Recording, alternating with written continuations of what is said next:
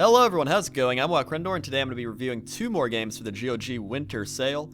We have System Shock 2, and we have Amnesia, A Machine for Pigs. I decided to do a bit more of a condensed review rather than actually playing the games, because I feel like these games are more about being experienced yourself rather than watching me play through them for about 10-15 minutes. System Shock 2 is one of the most wishlisted games in GoG history, and they were finally able to get it out in February of 2013. A horror survival FPS game released in 1999, it's obvious that this game was the foundation for games such as BioShock and Dead Space. The game takes place on a spaceship, the most advanced ship humans have ever built, where you're 65 trillion miles from Earth and things start going horribly wrong. You get told the ship is under attack, and it's your job to figure out what's happening and to stay alive. The game has a ton of detail and allows for you to customize most of your skills, ranging from basic stat points to hacking to psionic abilities. Even though the game's graphics are outdated, the soundtrack and the voices mixed with the fear of not knowing what's ahead make for an intensely atmospheric experience.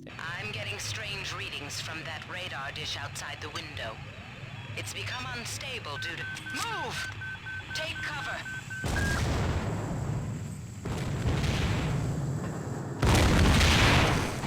And to me, that was probably one of the most fun things about the game, is seeing this game that is outdated, the graphics look kind of blocky and weird, and it just doesn't feel modern at all, yet you play the game and you still feel like you're in that world, and you still feel afraid, and you still feel just...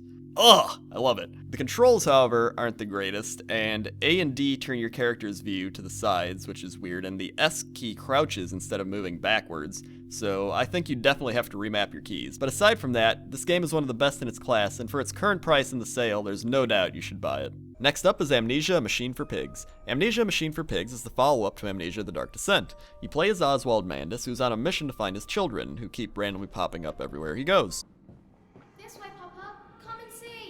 Unlike the first Amnesia, however, A Machine for Pigs removes the sanity meter, lantern refills, and inventory aspects of the game.